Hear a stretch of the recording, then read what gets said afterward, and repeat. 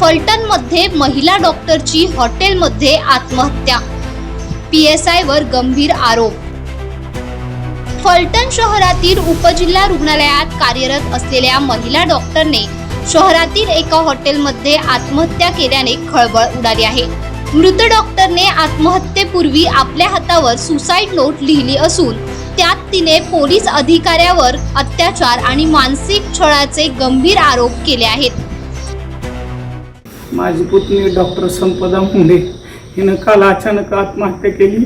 आम्हाला काही न सांगता तिनं हॉटेलमध्ये जाऊन ड्युटी संपल्यानंतर काही न सांगता नोटिंग न लिहिता त्या हॉटेलला जाऊन आत्महत्या केली। आणि तिनं मधून असं सांगायचे आम्हाला की मला पोस्टमार्टम करताना रिपोर्ट बदलून द्या वगैरे असा त्रास होतो अधिकाऱ्यांचा, आणि मला जर तसा त्रास झाला तर मी सुसाईड करीन असं ती सांगायची अधूनमधून आम्हाला।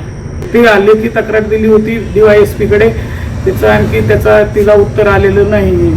ते रिपोर्ट पोस्टमार्टम करत असताना म्हणजे तिला जो त्रास व्हायचा तो त्रास ते वेगवेगळ्या स्तरातून तिला त्रास व्हायचा आणि रिपोर्ट बदलून द्या असं सांगायचे सारखे, तिला ते सहन होत नव्हतं म्हणून तिनं सुसाईड करण्याचे बाकीच्या लोकांबरोबर पण सांगत होती की मला असा त्रास व्हायला लागला तर सुसाईड करेल। बाकी आम्हाला त्याच्यातलं पुढचं काही माहीत नाही।